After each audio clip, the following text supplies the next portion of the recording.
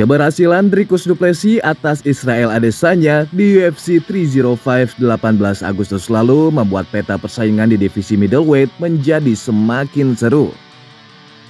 Beberapa bulan ke depan akan terjadi pertarungan-pertarungan yang sangat menentukan di divisi ini. Masih banyak serigala-serigala di divisi ini yang siap meregenerasi angkatan-angkatan lama yang sudah mulai melewati masa prime time-nya atau sang mantan juara yang sudah melewati masa kejayaannya. Episode kali ini akan membahas perubahan besar persaingan di divisi middleweight pasca Dricus du Plessis kembali menjadi petahana.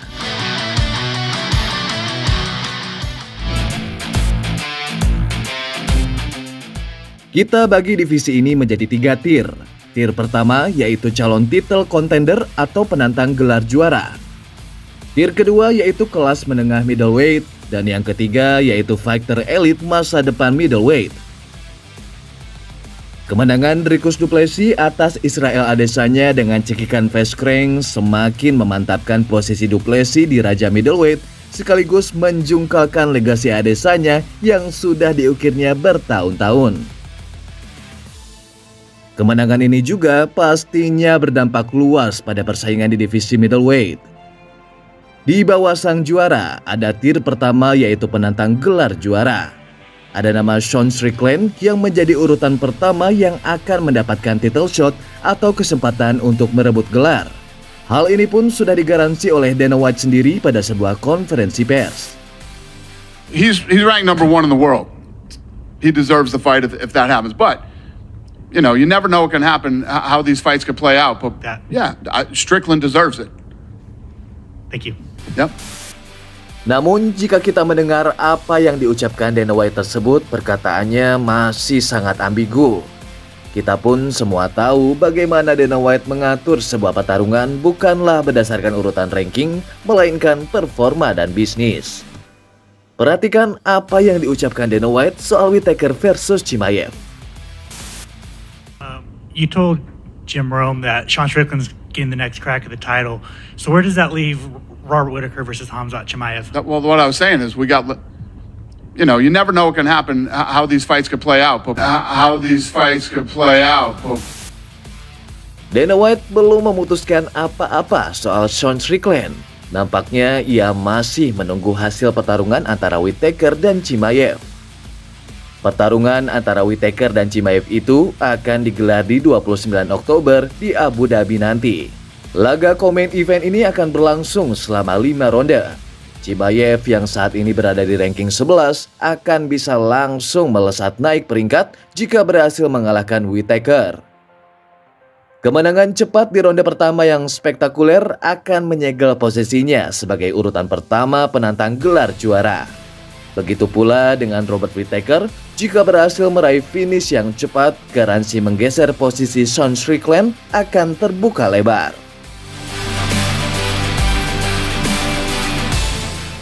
Nama Alex Pereira juga bisa berpotensi masuk kembali ke penantang gelar juara.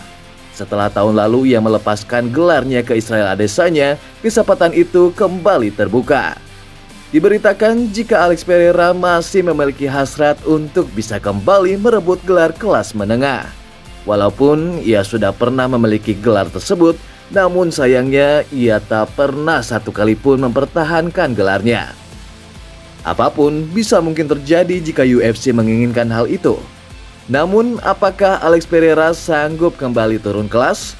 Tampak sekali perbedaan besar tubuhnya saat bertarung di kelas menengah dan kelas berat ringan. Power yang dihasilkan dari serangannya pun tampak lebih baik dan bertenaga jika ia berada di kelas berat ringan. Jika Alex menyanggupi untuk turun kelas serta UFC menginginkan super fight ini terjadi, maka laga antara Dricus du Plessis versus Alex Pereira bukan tidak mungkin akan segera terjadi. Di tier kedua, kita memiliki fighter yang akan atau sedang berada dalam perjuangan untuk memasuki jajaran penantang gelar juara. Israel Adesanya yang sudah lepas dari posisi penantang gelar juara harus berjuang kembali untuk mendapatkan posisinya kembali. Adesanya sepertinya akan menunggu pemenang antara Nasruddin Imavov yang akan menghadapi Brendan Allen di UFC Fight Night yang akan digelar di Paris September nanti. Imavov yang berada di peringkat 4 saat ini berpeluang menjadi urutan berikutnya jika berhasil menundukkan Brendan Allen. Fighter kelahiran Dagestan ini sedang dalam performa yang baik setelah mengalahkan Roman Dolidze dan Jared Cannonier. Namun Brendan Allen sendiri disebut-sebut sebagai juara masa depannya middleweight. Saat ini ia tengah mencatatkan rekor baik dengan 7 kemenangan beruntun dan memegang 8 finish di UFC. Sementara itu, kemenangan Caio Borralho atas Jared Cannonier di minggu kemarin melesatkan posisinya ke ranking kelima. Posisi ini menjadi sangat strategis bagi Borralho untuk segera melangkah ke jajaran fighter yang berpeluang memperebutkan gelar juara. Paulo Costa yang memiliki 2 kekalahan dan hanya mengkoleksi 1 kemenangan dari 5 laga sepertinya harus turun derajat dan akan disabung dengan fighter di luar 10 besar atau bahkan bisa saja menghadapi fighter tak berperingkat. Padahal Paulo Costa sempat menantang gelar juara Israel Adesanya pada tahun 2020 yang lalu. Dari kekalahan itu terlihat jika performa Costa semakin turun dari waktu ke waktu, terlebih kesulitannya dalam pemotongan berat badan tidak membuat situasi menjadi lebih baik.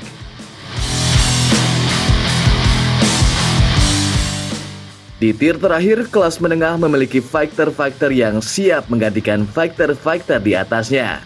Ada nama Michel Pereira di peringkat 13 yang akan berhadapan dengan Anthony Hernandez yang berada di peringkat 15. Pemenang pertarungan ini kemungkinan akan dihadapkan dengan fighter 10 besar seperti Paulo Costa ataupun Jack Hermansson. Di luar ranking 15 besar, ada 2 fighter asal Dagestan, Ikram Aliskerov dan Shara Magomedov yang saat ini sedang menunggu lawan berikutnya. Ikram yang di bulan Juni lalu harus kalah dari Whittaker, sepertinya harus menahan diri dulu untuk menunggu pertarungan berikutnya. Dengan kekalahan KO yang didapatnya di Arab Saudi itu, sudah seharusnya Ikram beristirahat agak panjang untuk memulihkan mental dan fisiknya. Untuk laga comeback-nya, Ikram lebih baik memilih fighter di luar 15 besar daripada langsung menghadapi fighter berperingkat seperti Paulo Costa. Laga yang sempat tertunda menghadapi Andre Muniz di bulan Juni lalu sepertinya menjadi pilihan tepat. Andre Muniz sendiri adalah seorang grappler yang memiliki persentase kemenangan submission hingga 63%. Menjadi sangat menarik jika Combat Sambo akan bertemu dengan Brazilian Jiu-Jitsu. Pertarungan ini akan mengingatkan kita pada laga antara Islam Makhachev versus Charles Oliveira 2 tahun lalu. Sementara Shara Magomedov yang baru saja mengalahkan Mikhail Oleksiejczuk di bulan Juni sedikit lagi akan bisa menapakkan kakinya di 15 besar. Fighter peringkat 6 saat ini Marvin Vettori memposting tweet yang sangat menarik. Saya dan Shara di bulan Desember. Tantangan Vettori ini akan menjadi pedang bermata dua bagi Shara Magomedov. Karena Marvin Vettori sendiri bukanlah fighter yang bisa dipandang sebelah mata. Jika kita bicara kardio saja, maka Vettori lebih superior ketimbang Shara. Memang Vettori bukanlah fighter yang memiliki power, tetapi durability-nya akan sangat merepotkan Shara karena Shara belum terbukti memiliki stamina untuk bertarung panjang selama 5 ronde. Sebaiknya Shara Magomedov saat ini tidak perlu terburu-buru menempatkan dirinya sebagai fighter papan atas. Karena Vettori berada di 10 besar bukanlah tanpa alasan. Shara seharusnya menghadapi fighter 15 besar terlebih dahulu sebelum masuk ke 10 besar. Sudah banyak bukti jika fighter terlalu cepat diorbitkan dan keadaan tidak sesuai dengan rencana, maka jalur cepat ini akan menjadi malapetaka bagi seorang fighter. Akan sangat menarik ditunggu apa yang akan terjadi di divisi middleweight ini selanjutnya. Selepas era Israel Adesanya, maka era baru akan kita saksikan bersama. Tentu, kita sebagai fans MMA tidak boleh ketinggalan menyaksikan bangkitnya jajaran fighter-fighter di era yang baru ini.